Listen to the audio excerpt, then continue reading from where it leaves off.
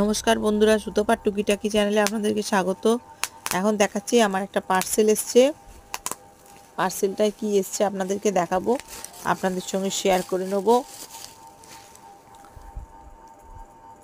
আমার খোলা হয়ে গেছে, দেখুন আমি পার্সেলটা বার করে ফেলেছি। এবার আমি সেল টেপগুলো খুলে আস্তে আস্তে দেখাচ্ছি আপনাদের কাছে পার্সেলটার ভেতরে কি আছে।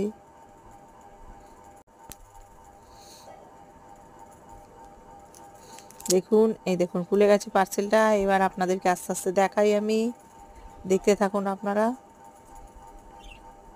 দেখেছেন, একটা খুব সুন্দর হার এসছে আমার পার্সেলে।